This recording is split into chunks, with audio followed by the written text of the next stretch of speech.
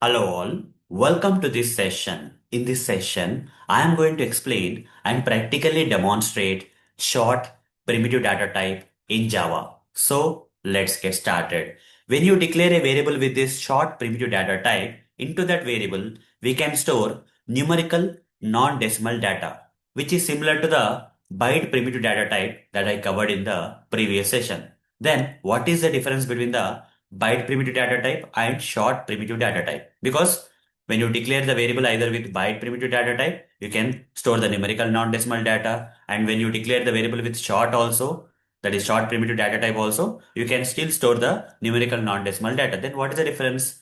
The difference is nothing but size, guys. The size of the short primitive data type is different from the size of the byte primitive data type. The size of the byte primitive data type was only 1 byte, but the size of the short is double the size of the byte, that is 2 bytes. The size of the short primitive data type is 2 bytes, which is nothing but 2 into 8, that is 16 bits. 2 adds the 16, that is 16 bits. Then what is the range of the numerical non-decimal data that can be stored into the variable which is declared with the short primitive data type? If the size of that short primitive data type is 16 bits, the formula is minus 2 power, okay, minus 2 power 16 is a bits, okay, size of the bits of this short, 16 minus 1, 2 plus 2 power 16 minus 1, and overall have to say minus 1 again, right? So this is the formula, guys, which will become minus 32768 2, okay, plus 32767. So this is the range of the numerical non-decimal data that can be stored into the variable which is declared with the short primitive data type. But coming to the byte primitive data type, we can only store the range of numerical non-decimal data starting from minus 128 to plus 127. In case of byte, if you declare a variable with byte, only minus 128 to plus 127. But here, when you declare a variable with short, we can still store the non-decimal, numerical non-decimal data, but the numbers can range from minus 32768 to 32767, which is more than the byte data type range. Okay, so let me practically demonstrate this for you, whether this is possible or not.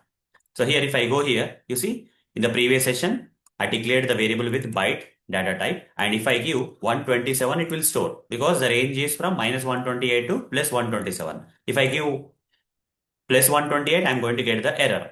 But what if I declare this variable instead of byte with short?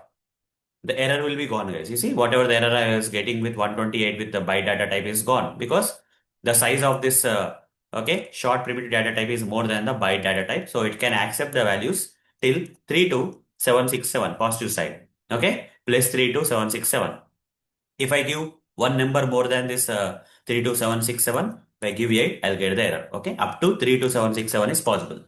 And coming to the minus part, okay, coming to the minus part, minus 32 minus 32768. Up to this, it can store. If I give 9 here, it will give you the error. Okay.